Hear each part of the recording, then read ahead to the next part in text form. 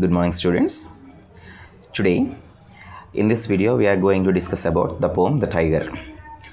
So ఇంతకు ముందు వీడియోలో ద ల్యామ్ గురించి మాట్లాడుకున్నాం. ఈ వీడియోలో టైగర్ గురించి మాట్లాడుకుంటాం. సో రైటర్ విలియం బ్లేక్ ఏం చెప్తున్నారంటే, ఈ నేచర్ సృష్టించే విధానంలో భగవంతుడు మంచిని చెడుని కలిపి మిశ్రమంగా ఈ నేచర్ని సృష్టించడం జరిగింది.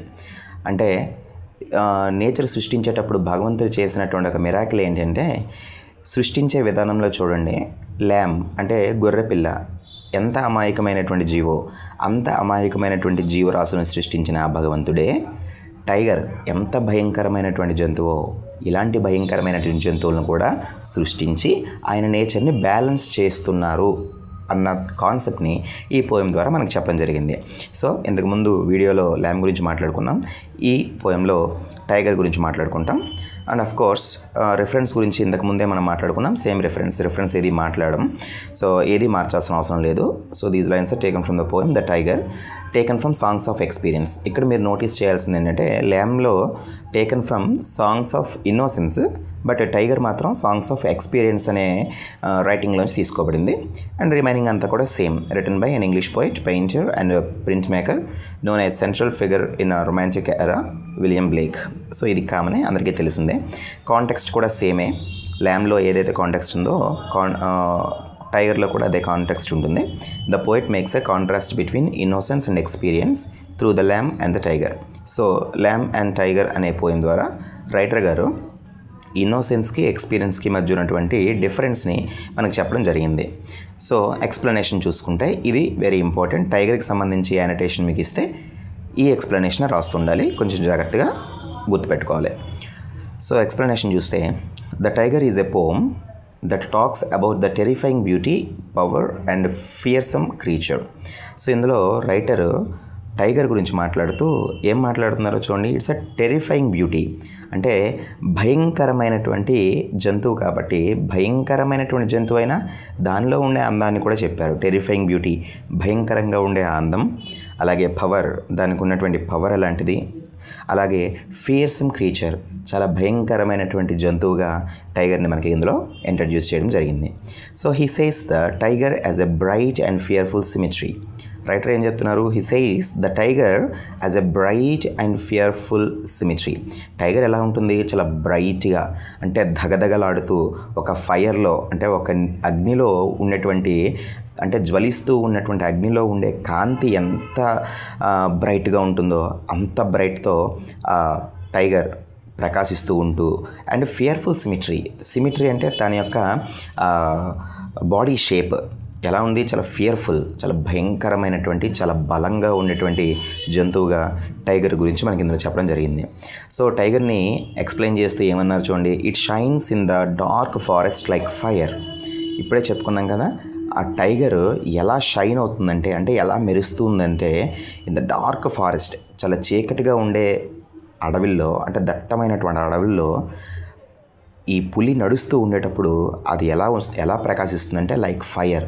అగ్నిలో ఏదైతే కాంతి ఉంటుందో అంత కాంతివంతంగా ఈ టైగర్ అనేది ప్రకాశిస్తూ ఉంటుంది. అంటే దాన్ని ఎలివేట్ చేస్తున్నారు.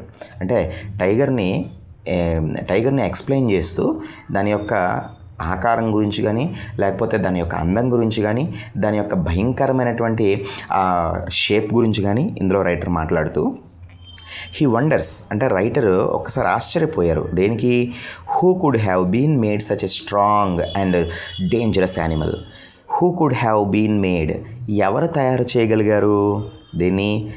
ఇంతలా ఉన్నటువంటి స్ట్రాంగ్గా ఉండి అండ్ డేంజరస్ యానిమల్ని ఎవరు తయారు చేయగలిగారు అని అంటూ, Blake asks whether the creator had great power and courage to create something so fears. ఇందులో రైటర్ ఏం చెప్తున్నారు చూడండి. బ్లేక్ ఆస్క్స్, రైటర్ తనకి తాను అడిగారు క్వశ్చన్ ఏంటి? వెదర్ ద క్రియేటర్, అంటే ఈ టైగర్ని తయారు చేసిన creator had a great power, అంటే చాలా బలమైనటువంటి పవర్ని కలిగి ఉన్నారా, చాలా అద్భుతమైన పవర్ని కలిగి ఉన్నారా, లేకపోతే కరేజ్, అంత ధైర్యం కలిగి ఉన్నారా? దేనికి?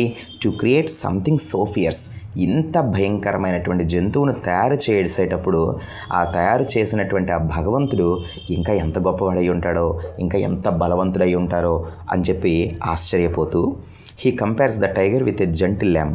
ఇక్కడ కంపేర్ చేశారు చూడండి, టైగర్ని ల్యామ్తో కంపేర్ చేశారు. అంటే ఇంతకుముందు ల్యామ్ని తయారు చేసిన భగవంతుడే చాలా అమాయకమైనటువంటి జీవిని తయారు చేశాడు.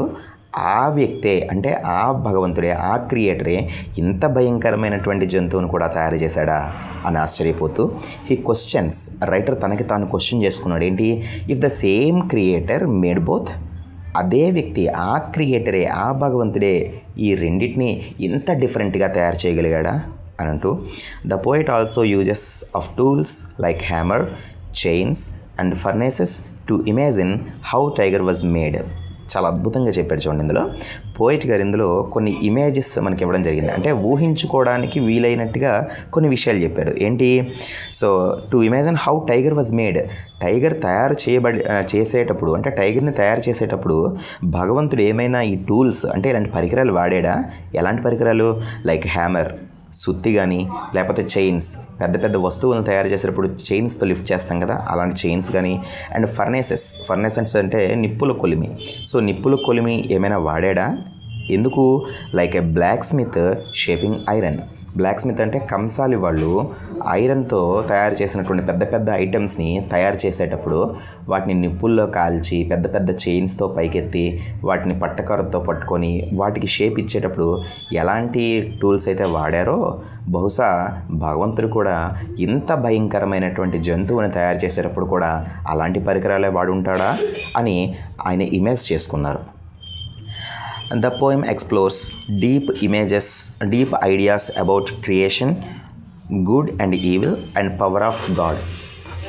సో ఈ పోయంలో రైటర్ చెప్తుంది, పోయం అంతా కూడా ఏంటి ఎక్స్ప్లోర్ చేస్తున్నారంటే డీప్ ఐడియాస్ అబౌట్ క్రియేషన్, అంటే భగవంతుని తాలూకా సృష్టి ఎంతలా ఉంది అనే ఒక డీప్ ఐడియాని, అలాగే ఆయన సృష్టించేటప్పుడు గుడ్ అండ్ ఈవిల్, మంచి చెడుల్ని ఎలా మిశ్రమంగా చేస్తూ తయారు చేయగలిగాడు, and the power of God, అలాంటి జంతువులను తయారు చేసి బ్యాలెన్స్ చేసే అంటే నేచర్ని బ్యాలెన్స్ చేసే భగవంతుడితో యొక్క పవర్ ఎంత గొప్పది అనే విషయాన్ని ఈ పోయం ద్వారా ఆయన మనకు చెప్పడం జరిగింది. రైట్, ఇది ఎక్స్ప్లెనేషన్. కామెంట్ చూస్తే, considering the poems the ల్యామ్ and the tiger together, ఈ రెండు పోయిమ్స్ని పక్క పక్కన పెట్టి మనం కనుక చూస్తే, అంటే టుగెదర్ రెండింటిని కలిపి చూస్తే, deepens our understanding of creations complexity, అంటే క్రియేషన్స్ కాంప్లెక్సిటీ తయారు చేసేటప్పుడు అంటే సృష్టిని తయారు చేసేటప్పుడు అందులో ఉండే కాంప్లెక్సిటీ అంటే కష్టం, ఎంత కష్టంగా లేకపోతే ఎంత ఆశ్చర్యంగా ఈ సృష్టి అనేది సృష్టించబడింది. ఎలాగా, where tenderness and strength, tenderness అంటే అమాయకత్వం, అలాగే స్ట్రెంగ్త్ బలం. ఈ గొర్రెపిల్లను తయారు చేయడంలో ఉండేటువంటి అమాయకత్వం, అలాగే ఈ టైగర్ని తయారు చేసేటప్పుడు ఉండేటువంటి స్ట్రెంగ్త్, ఈ రెండు కూడా కోఎగ్జిస్ట్, అంటే రెండు ఖచ్చితంగా కలిసి ఉండాలి. దేనికి? As essential aspects of the natural and spiritual world. ఈ వరల్డ్ తయారు చేయడంలో నేచురల్ వరల్డ్లో అలాగే స్పిరిచువల్ వరల్డ్లో ఈ రెండిట్లో కూడా ఈ స్ట్రెంగ్త్ అండ్ టెండర్నెస్ రెండు కూడా ఖచ్చితంగా కోఎగ్జిస్ట్ అయి ఉండాలి. అంటే నేచర్ బ్యాలెన్స్ అవ్వాలంటే అందులో ఖచ్చితంగా మంచి చెడు రెండు మిశ్రమంగా ఉండాలి, అమాయకత్వం ఉండాలి, అలాగే భయంకరమైనటువంటి ప్రవర్తన కూడా కలిగి ఉండాలి అనేదే రైటర్ తాలూకా ఆలోచన. సో ఈ ఆలోచనని టైగర్ అనే పోయం ద్వారా కంప్లీట్ చేయడం జరిగింది. So this is the total concept of the ల్యామ్ and the tiger. Hope you understood well. Thank you.